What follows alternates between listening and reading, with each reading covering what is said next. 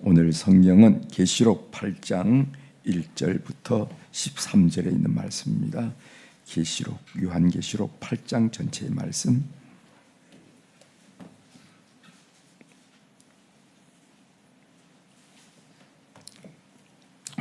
요한계시록 8장 1절부터 13절까지 요한계시록 8장 전체를 오늘 봉독해 드리겠습니다.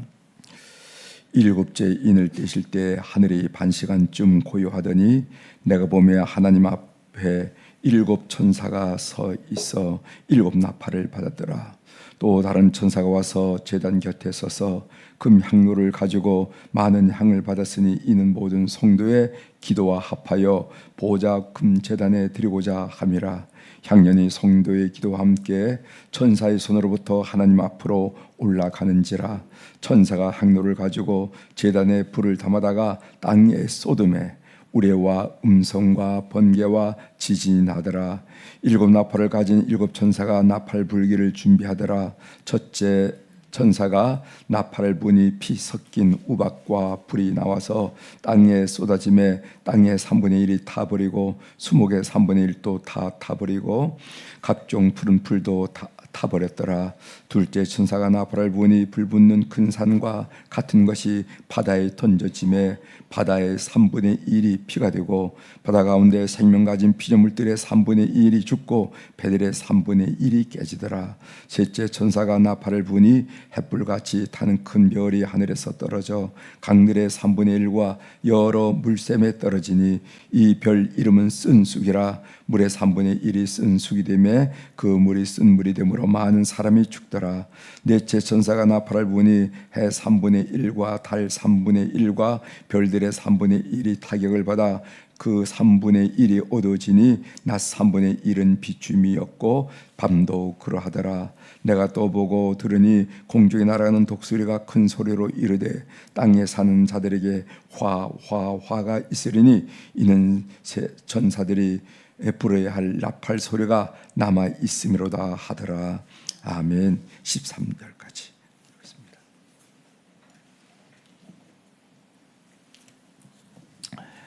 오늘 계시록 8장에 있는 말씀을 중심으로 주제를 하나님의 심판을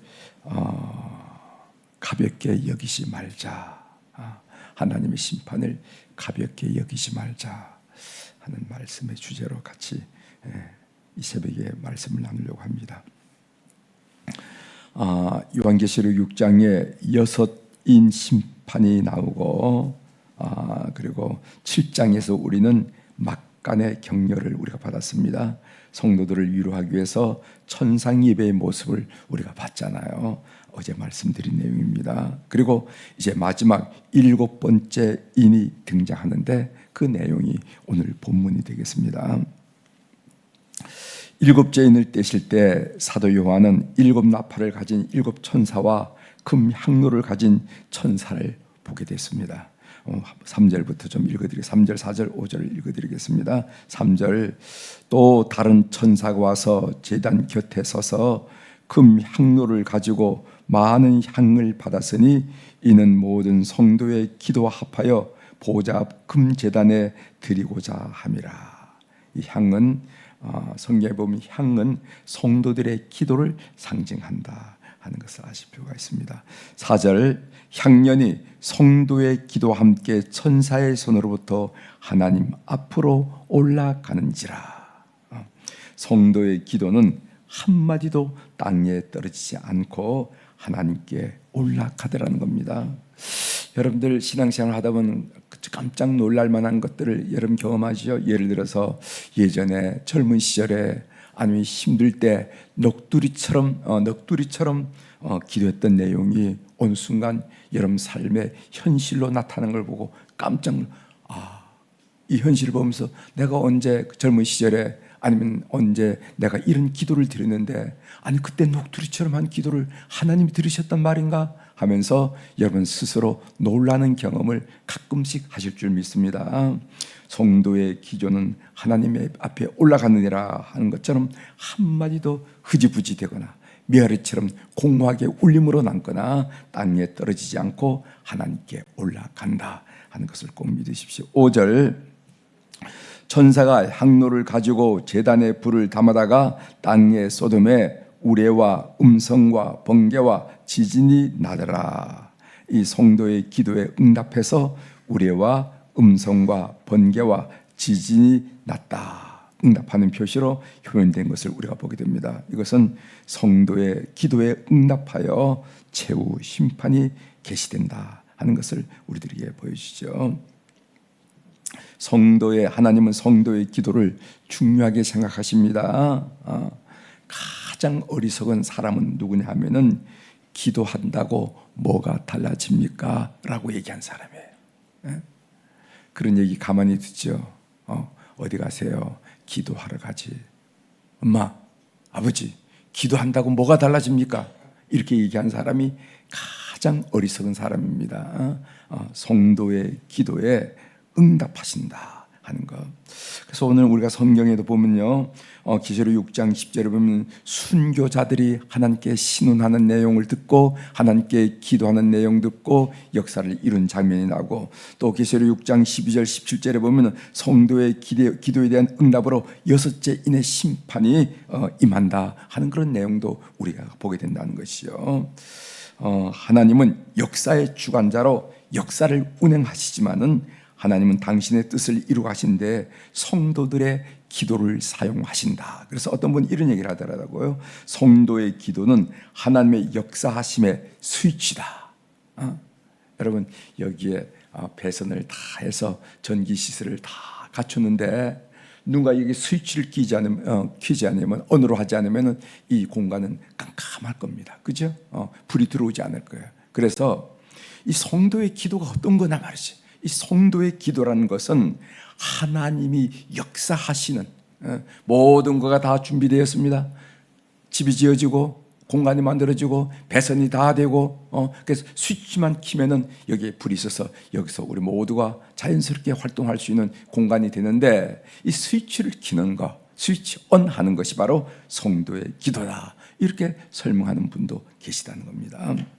여러분, 저는 우리 장로님들이 또 권사님들이 대표로 주일날 1부, 2부 때 대표 기도하면서 나라를 위해서, 지도자들을 위해서 기도하는 이 기도가 나는 굉장히 중요하다고 생각합니다. 아이고, 뭐 교회 업무를 하는 얘기가 아닙니까? 그렇지 않아요. 그렇지 않아요. 나는 이게 중요하다고 생각합니다. 전국에 있는 방방곡곡에 있는 교회가 주일마다 이 나라를 위하고 또 나라의 지도자를 위해서 기도하는 거, 온 성도들이 마음을 와서 올려드리는 일이, 오늘 우리나라처럼 이렇게 답답한 나라가 어디 있겠어요? 여러분들 생각하면 속상하잖아요. 그럼에도 불구하고 하나님께서 긍휼을 베푸시는, 불쌍히 여기시는 그 이유라, 저는 이렇게 믿는 사람입니다. 기도가 중요해요. 그래서 일본의 신학자이고 설교자인 우찌무라 간조, 여러분 많이 들어보셨죠? 우리 한국의 함석헌 선생, 이런 분들이 영향을 받았던 우찌무라 간조, 이분은 이런 얘기했습니다. 기도는 예언이다, 이 말이에요. 기도는 가장 확실한 내 미래는 지금 내가 기도하는 내용이라는 거예요. 여러분, 미래를 어떻게 합니까? 여러분, 미래를 어디 가면 예언을 받습니까? 아이고, 지금은 어렵지만은 60대 되면 팔자가 확 펼 겁니다. 그 점쟁이 집에 가면 압니까? 그런데 이 우찌무라 간조는 뭐라고 했냐면, 우리가 드리는 기도가 우리의 내일이고 내일의 삶의 예언이라는 거예요. 여러분 꼭 기억하시고, 그만큼 우리의 기도가 중요하다는 것을 여러분 아시길 바랍니다. 여러분 꿈들이 기도를 통해서 뭐라 하나님께 피어 올라갈 때 이것이 여러분들의 내일이 되는 거예요. 내일. 우리 어른들, 여러분들 내일을 위해서 기도하셔야 됩니다. 하나님, 저는요 이제 자녀들도 다 키웠는데 마지막을 잘하고 싶어요. 어느 날 새벽 기도 끝난 다음에 자는 듯 주님 품에 안기고 싶어요. 난 그 기도로, 좋은 기도라 생각해. 주님 품에 안길 수 있도록 그런 좋은 마지막을 해달라고 그렇게 기도할 필요가 있어요. 기도할 필요. 자, 그리고 오늘 8장 6절부터 11장 19절까지는 7 나팔의 이제 시리즈가 쭉 나오죠. 이것들은 예수 그리스도의 부활 승천과 재림사에서 일어날 심판들입니다. 첫째 나팔과 다섯째 나팔은 출애굽 10가지 재앙을 모델로 삼았어요. 오늘 이렇게 오늘 그 재앙들을 보면은 출애굽 때 이스라엘 백성들이 경험했던 그 일들이 다시 일어난다 하는 것을 알 수 있는데, 출애굽 사건은 애굽이라는 작은 공간에서 일어난 사건이라고 그런다면은 일곱 나팔 이 사건은 전 세계라는 그 확대되고 확장된 일에서 전 세계적으로 일어난 일인데, 그 모델이 출애굽 사건의 10가지 재앙 중에서 나왔다 하는 것을 우리가 알게 됩니다. 자, 첫째 나팔은 피 섞인 우박과 불이 땅에 쏟아지는 거죠. 이것은 땅의 심판을 의미합니다. 땅의 심판. 우리가 쭉 보면은요, 땅의 심판, 그 다음에 바다의 심판, 그 다음에 강물의 심판, 그리고 천상 하늘의 심판, 이렇게 쭉 심판이 정해져 있는데, 그 첫째 나팔의 심판은 땅의 심판입니다. 7절 읽어보겠습니다. 7절. 첫째 천사가 나팔을 부니 피 섞인 우박과 불이 나와서 수목의 3분의 1도 타버리고 각종 푸른 풀도 다 타버렸더라, 이렇게 했어요. 땅의 소산물이 중단되고, 그래서 땅에서 곡식 나야 사람들이 먹을 거 아니겠어요? 소산물이 중단되고, 가축의 죽음으로, 땅에 소산물이 없으니까 가축이 죽게 되지 않겠습니까? 가축의 죽음으로 유류 공급이 중단됨으로 말미암아 극심한 기근이 임한다 하는 것을 이야기하고 있습니다. 요즘 자연 파괴 많이 하죠. 온난화 현상 얘기하죠. 지금 하루에도 100여 종의 생물이 멸종된다는 겁니다. 예전에 봤던 생물이 없어지는 거가 하루에 100여 종이 된다는 거예요. 그래서 매년 4만여 종의 생명체가 지구상에서 사라진다는 겁니다. 이렇게 사라지는 환경에서 한 생명체의 일종인 우리 인간의 생명도 과연 살아남을 수 있겠는가 하는 그런 생각을 하게 됩니다. 오늘날 땅의 오염과 황폐함이 나타나는데, 여러분 신문에 저 방송에 보면은 그 아프리카 땅이 쩍쩍 갈라지는 사막과 황폐화 보잖아요. 그러니까 도와달라는 얘기를, 구호에 대한 그 호소를 여러분 듣지 않습니까? 이것은 첫째 나팔의 재앙과 다르지 않다 하는 것을 보게 됩니다. 둘째 나팔 보겠습니다. 둘째 나팔은 이 바다의 심판이죠. 8절에 보면은요, 둘째 천사가 나팔을 부니 불 붙는 큰 산과 같은 것이 바다에 던져짐에 바다의 3분의 1이 피가 되고, 이것도 나일강이 피로 변하는 출애굽기 7장 17절 10가지 재앙 중에 하나가 이렇게 또 모델로 나타난 거지요. 여기 불 붙는 큰 산이라 하는 말이 나오는데, 오늘 이 요한계시록의 1차 독자는 요한계시록이 당시 예언할 때 그 예언을 듣던 사람들, 이 말을 듣는 사람과 이 말을 전하는 사람과 이 말을 지킨 사람 복이노라 할 때 그 1차 독자들은 아마 AD 79년에 발생한 베수비오 폭발을 연상했을 것입니다. 여러분 이탈리아 가서 보면 베수비오 폭발에서 그 폼페이 갑자기 제로 무덤이 되었던 폼페이 나폴리 지역의 그 엄청난 피해를 설명을 들을 수 있으리라 생각합니다. 아마 1차 독자들은 그렇지 베수비오 화산에 그 불덩이가 솟구쳤을 때 폼페이오는 그 순간 없어지고 말았고, 그리고 그 화산재가 나폴리만으로 들어갔을 때 거기는 피해를 얼마나 많이 받았는가 하고 그들이 연상했을 것인데, 오늘날 이 바다의 오염으로 해초들이 사라지고 이 바다의 생태계가 망가졌다 하는 얘기를 여러분 많이 들을 줄 믿습니다. 그래서 수산업이 지금 타격을 받고 위협을 받고 있다 한 얘기, 바다는 늘 파도가 출렁출렁 그러기 때문에 영원히 생존하는 것이 아니라 바다의 3분의 1이 썩고 힘들어진다는 것을 여러분들이 신문 방송을 통해서 보는데, 이것이 바로 둘째 나팔의 재앙과 무관하지 않다는 거죠. 그 다음에 셋째 나팔은 이 강물의 심판인데 10절 11절입니다. 제가 읽어드리겠어요. 셋째 천사가 나팔을 부니 햇불같이 타는 큰 별이 하늘에서 떨어져 강물의 3분의 1과 여러 물샘에 떨어지니, 11절 이 별의 이름은 쓴쑥이라 물의 3분의 1이 쓴 쑥이 되매 그 물이 쓴 물이 되므로 많은 사람이 죽더라. 이렇게 나왔어요. 이 별, 이 혜성의 이름이 쓴 쑥이라 이렇게 했어요. 이것은 혜성이 포함하고 있는 유해 물질이 물을 오염시켜서 그 물을 먹고 사는 사람들이 죽는 상황을 이렇게 표현하고 있습니다. 여러분 예전에는 등산하다가 옹달샘이 있으면 산속에 옹달샘이라면 약수라 해서 컵을 가지고 벌컥벌컥 먹고 그랬어요.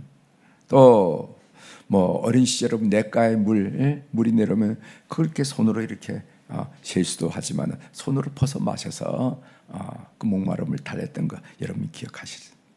우리들이 어린 시절에 수질 오염으로 페트병에 생수를 먹으라는 꿈에도 생각하지 않았어요. 그렇죠? 여러분 꿈에도 생각했습니까? 페트병에 생수를 먹으리라 하는 생각은 꿈에도 생각하지 않았다는 거죠. 그러나 지금 그렇지 않나요? 전 세계 인구가 70억 명이 좀 넘는데 그중에 11억 명이 그러니까 8분의 1 정도가 깨끗한 물을 마시지 못한. 그래서 매년 500만 명 이상이 물 부족 또는 수질 오염으로 목숨을 잃어간다 하는 거예요. 이거 엄청난 일이 아니겠습니까? 네. 그다음에 넷째 나팔은 하늘의 심판입니다. 하늘의 심판 12절입니다. 12절을 보십시오. 넷째 천사가 나팔을 부니 해 3분의 1과 달 3분의 1과 별들의 3분의 1이 타격을 받아 그 3분의 1이 어두워지니 낮 3분의 1은 비춤이 없고 밤도 그러하리라. 여러분 출애굽 재앙 중에 9번째가 흑암 재앙이 아닙니까? 출애굽기 10장 21절 22절에 나오는 흑암 재앙 이렇게 나왔습니다. 이 재앙들은 출애굽 재앙들이 전 세계적으로 확대되었음을 우리가 보게 된다는 거죠. 그래서 출애굽 재앙이 있는데 이런 재앙도 가능하겠다 하는 것을 우리가 느끼게 됩니다. 제가 하나님 음성 듣기로 하나만 말씀드리고 마치도록 하겠습니다. 오늘 요한계시록 8장 13절의 말씀, 마지막 절 말씀이 뇌리에서 떠나지 않습니다. 그 말씀이 어떤 말씀인가 하면은 내가 또 보고 들으니 공중에서 날아가는 독수리가 큰 소리로 이르되 땅에 사는 자들에게 화가 있으리니 이는 새 천사들이 불어야 할 나팔 소리가 남아 있음이로다 하더라. 그러니까 지금까지 넷째 나팔까지 소개했는데 이제 앞으로 뭐가 있냐면은 5, 6, 7 새 천사의 나팔 소리, 그 재앙의 나팔 소리가 남아 있기 때문에 이렇게 됐다. 근데 여기 보면 화 이렇게 해서 화라는 말을 3번이나 반복했습니다. 이 말은 무슨 말이냐면 완벽한 철저한 화를 의미한다는 것이죠. 전무후무한 재앙이 역사적으로나 개인의 삶에는 볼 수 없었던 일이 일어난다 하는 겁니다.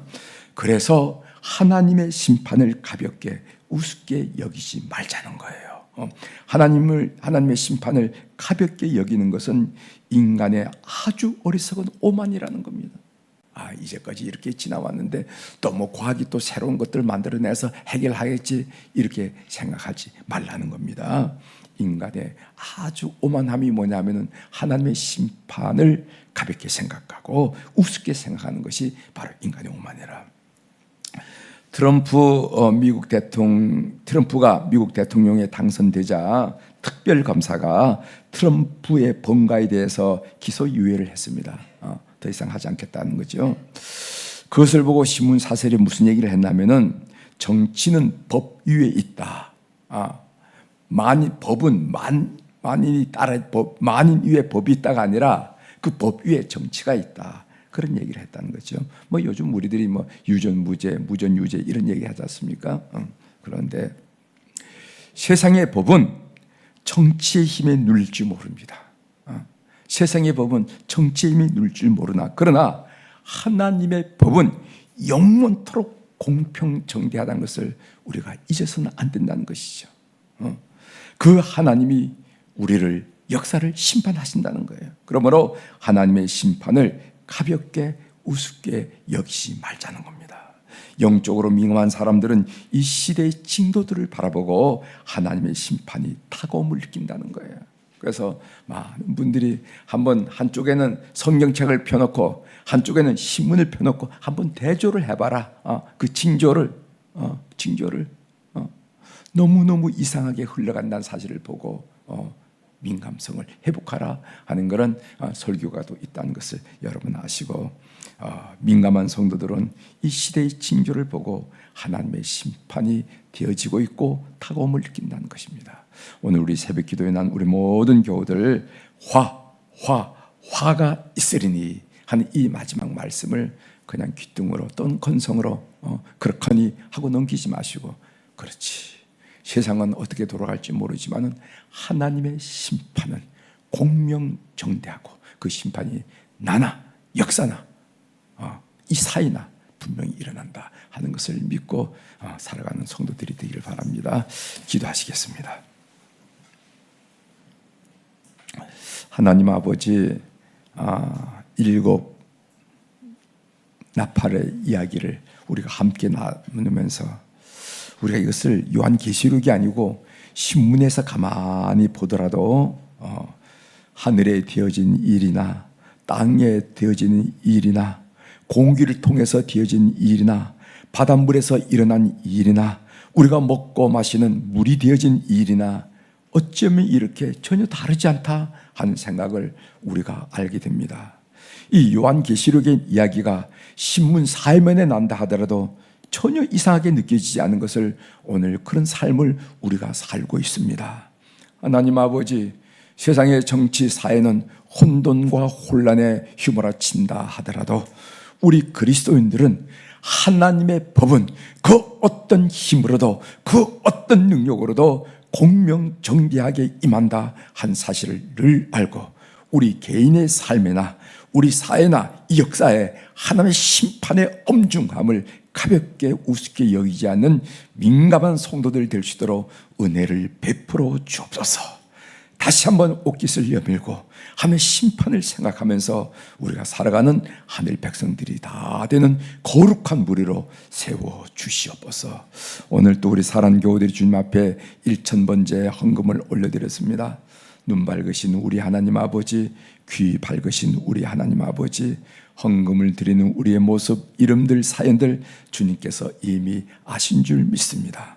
오늘 또 고백했듯이 젊은 날 녹두리처럼 하나님 이것 좀 해주세요, 하나님 저는 이렇게 해주면 안 됩니까? 라고 녹두리처럼 했던 그 기도가, 하늘 향해서 호소했던 그 기도가 어느 순간 세월이 지나면서 내 삶의 현실이 보고 깜짝 놀라면서 아니 그 녹두리를 하나님이 들으셨다는가 하고 우리가 되뇌이며 고백하고 간증하는 경우가 많이 있는데, 하나님이 이 헌금들 주님께서 연락하여 주시고 주님께 가까이 다가오시고 우리의 삶에 간섭하시고 때로는 붙드시고 때로는 고민하시고 때로는 위로하시고 때로는 이끄시고 안내하셔서 예수 이름으로 승리하는 우리 교우들이 다 될 수 있도록 이 물질을 주께서 연락하여 주옵소서.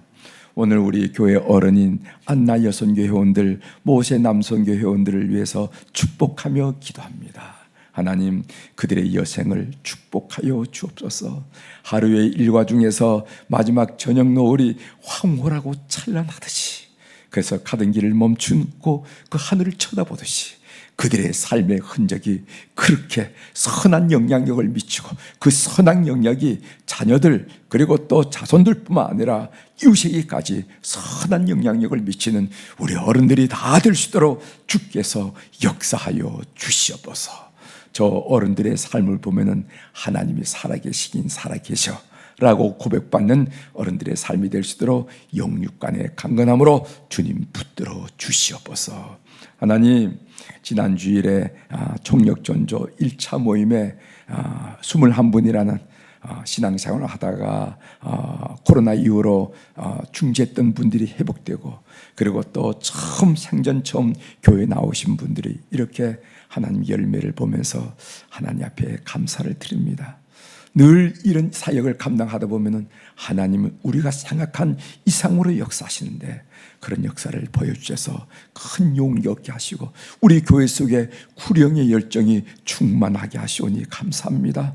성도들 심령 속에 영혼을 사랑하는 마음이 날마다 새롭게 도와주셔서 구원 넣는 하나님의 사람들, 구원을 베푸는 하나님의 사람들, 복음을 증가하는 하나님 사람들로 온 교우들을 세워주시옵소서.